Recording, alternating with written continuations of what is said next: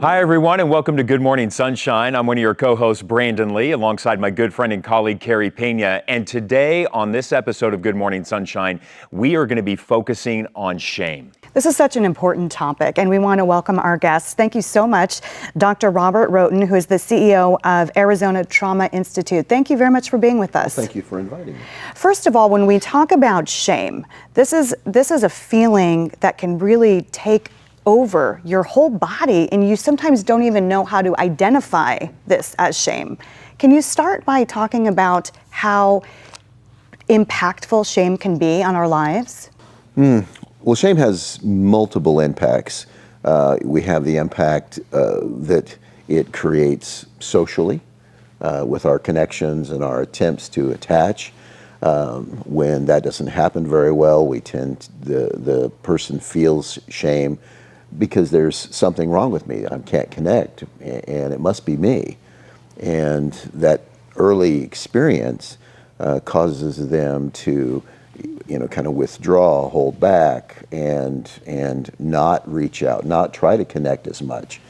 And unfortunately, in most societies, the child that is withdrawing when they feel unsafe or they're in a shame state, instead of being engaged, is usually chastised and or criticized or bullied, and that further exacerbates it.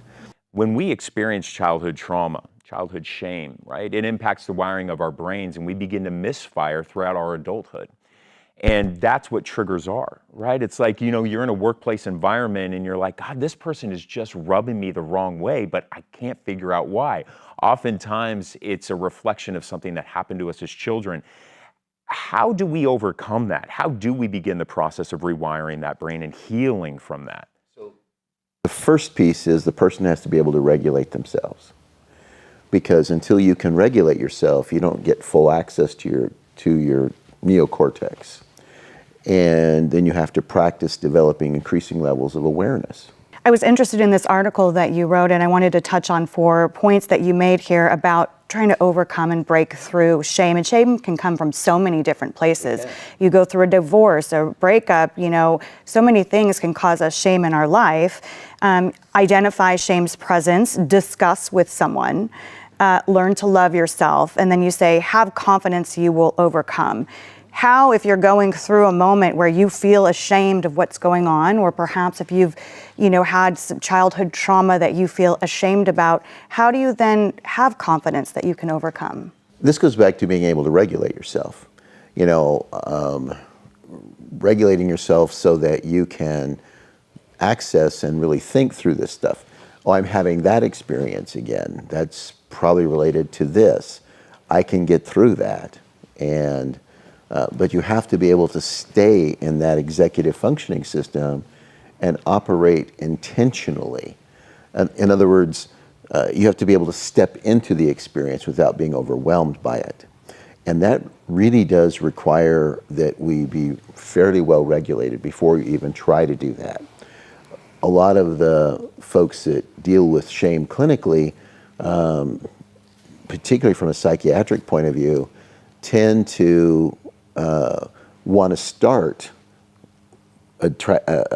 dealing with the shame before they've actually stabilized the client enough. I think that's such an important point you're making right now. It's crucial because if people go to seek help and they feel more ashamed when they do that outreach, and that can be just detrimental to healing.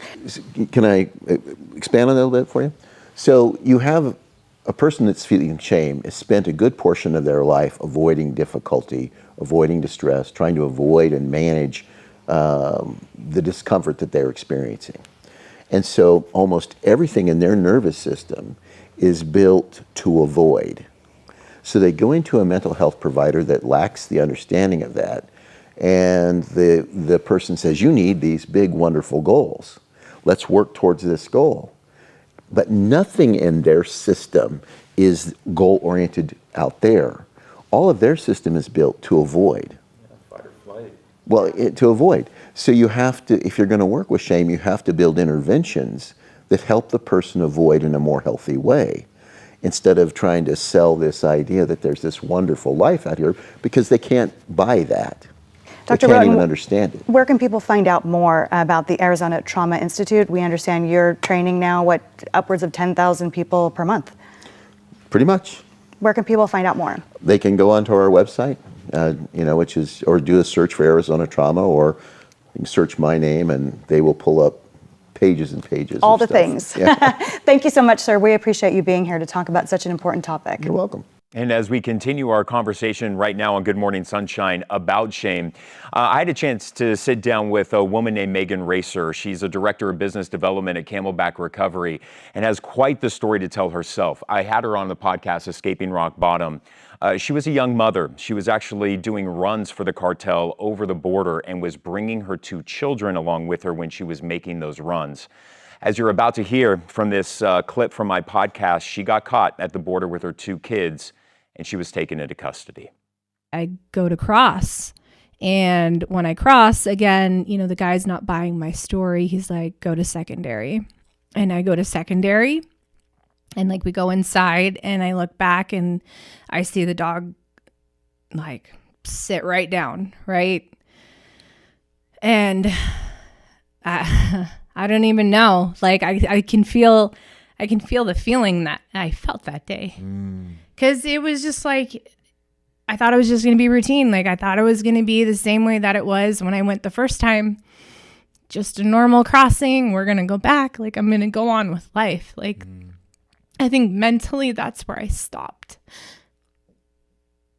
Yeah. So, yeah. That's where everything just got really different for me, And so I saw everybody coming in.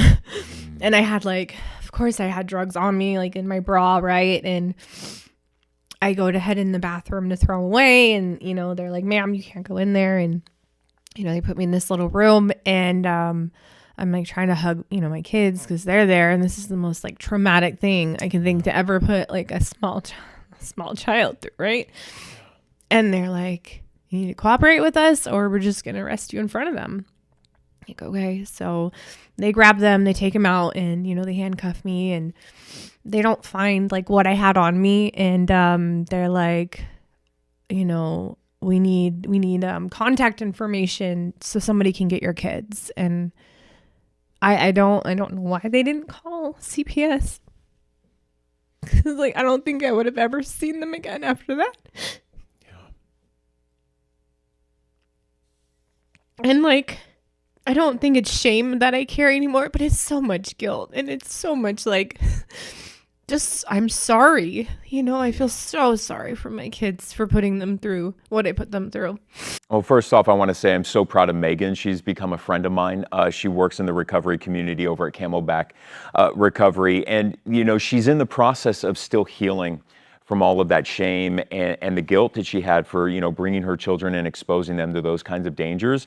She has been in recovery for several years now, but it just proves the point that sometimes it takes a while in order to kind of go back and really begin to be regulated, stand in it, and then heal from it. It takes some time. And it takes a lot of courage, as the doctor was saying earlier, to recover from shame, start talking about it. Right. And for her to tell that story now and, be so brave, I really commend her for that. And she even said it was one of the first times she's broke down crying, talking powerful. about it. So Yeah. she even said it was kind of the beginning of the breakthrough, so she can address that. If you want to watch the entire episode, you can watch it. It's on escapingrockbottom.com.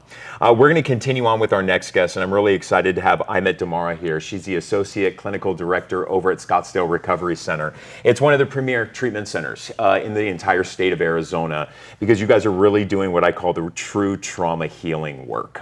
It's not just, 30 days in and then we're going to let you go. And you guys have really developed programs because, we both know how much trauma is a leading cause of why people even begin to numb out. Why is that?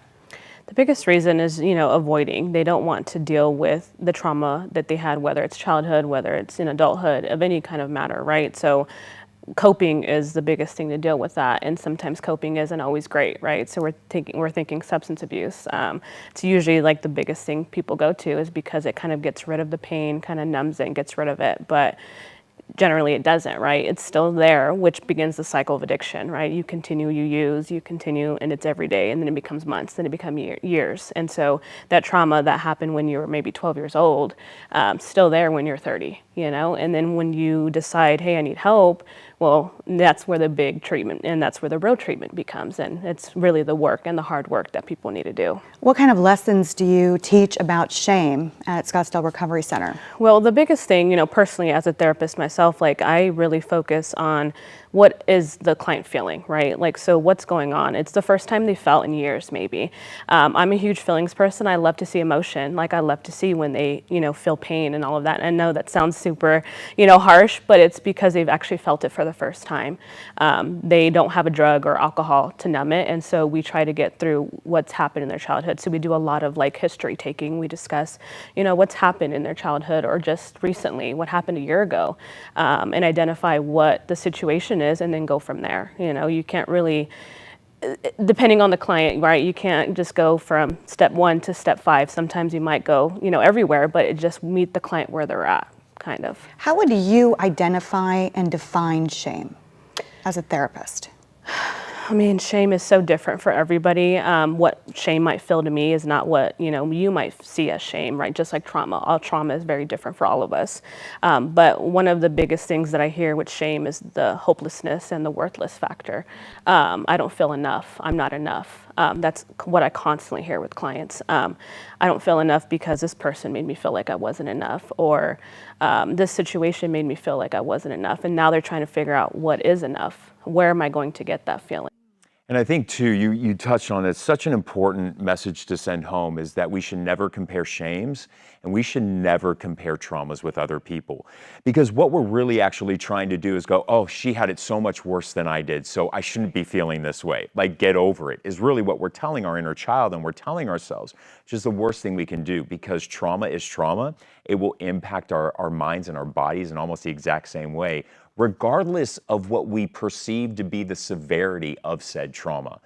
The same thing is that we can't treat everyone who's experienced trauma the exact same way, which is not like, here's a playbook and here goes, oh, you experienced trauma, here's steps 1 through 5 and it's gonna work for everybody, and you know that not to be true.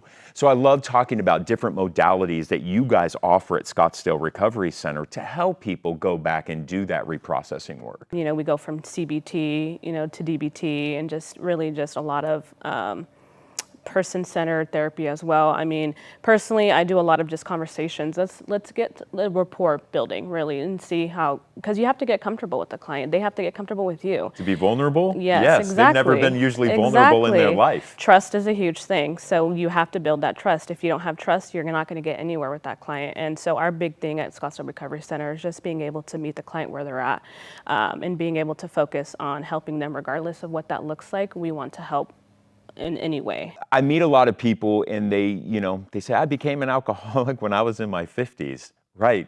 And I'm like, okay, well, what was your childhood trauma? What would you say with all the folks that we see in our substance use disorder world, would you say stems from unhealed childhood trauma?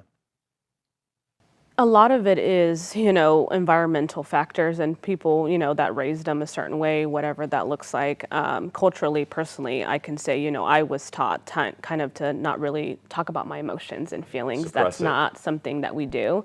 And so I learned very quickly that that was not a great thing to do. And so I realized— Don't air your dirty laundry. Exactly. Right. Kind of just be the independent person that you can, but also forget about the feelings that you've gone through. And it's like not the way I teach anyone to do, because as much as people hate the feelings, you have to get through them to feel, and actually, you might not enjoy it, it's not fun, but you have to get through it in order to move forward. Thank you so much for being here and sharing all of your knowledge with us. Where can people find out more about your work?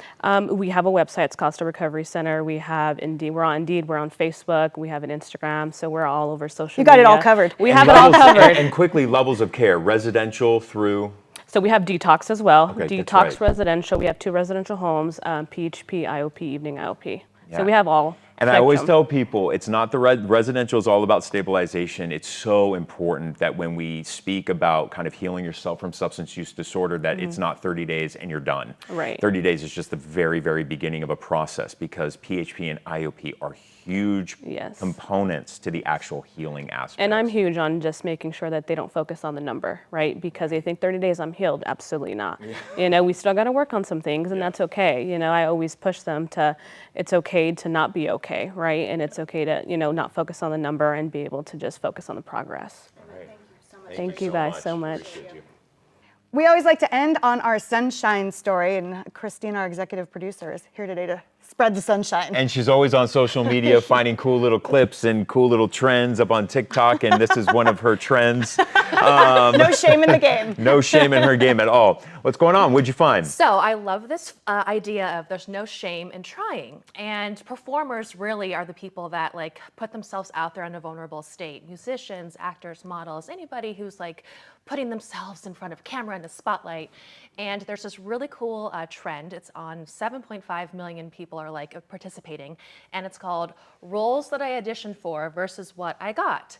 So it's this community building of, okay, I might have put myself out there for this, but then either somebody else got it, but it doesn't matter. Like it's a success because you went out there. So it's this whole shame of not trying and building that community idea, because I mean, for me, I dabble in that realm as well. But sometimes I just don't even want to tell people like, oh, I went out for that part, because there is a follow-up. Oh, did you get it? No. That's a good Right. point, yeah. So it's like you have to be accountable for that. But now it's just like, good for you for going out. Like, oh, okay, so you didn't get it. Who cares? You'll get another one.